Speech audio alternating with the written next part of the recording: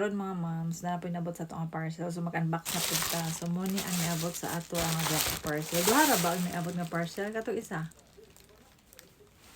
Wala pa. So siguro ugma to mga moms, no. So kani okay nato ini. Man akong gamiton para sa diri ang mga moms background. So try na to.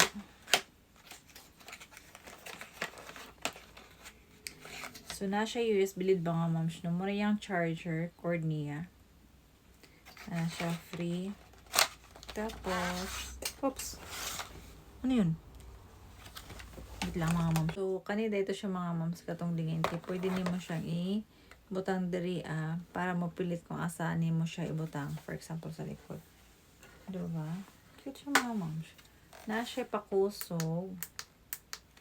Yan. So, di ba sobrang aesthetic. So, muna din yung mga mga usual naga-live, di ba? Yung ana. Cute. Or ana mga moms. Di ba? So cute. Aesthetic kayo siya. So, muna siya mga moms kung asan ninyo siya ibutang. For example, dahil sa likod, pwede mo siyang ipapilit. So, ganina mga moms, ambot na full storage na ko. So, muna siya akong unbox. Akong dili siya gisulod mga moms. So, kani siya. Hole punch. Ako na siya gi-open. So, mga around 6 mm na siya mga moms. Yan na siya. So, kani gamit kid kayo ni siya sa among tindahan kay magkuan sa mga chicheria ana para pambitay. So, i-open. Oh, di ba? So, muna na siya mga moms pambangag.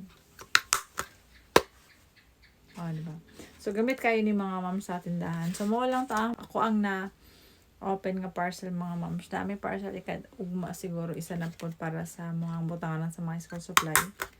So, mo lang to mga moms. And kung ganun po mo itong mga product, butang na lang na ako ang link. Tina sa Yellow Basket. Bye! Ingat!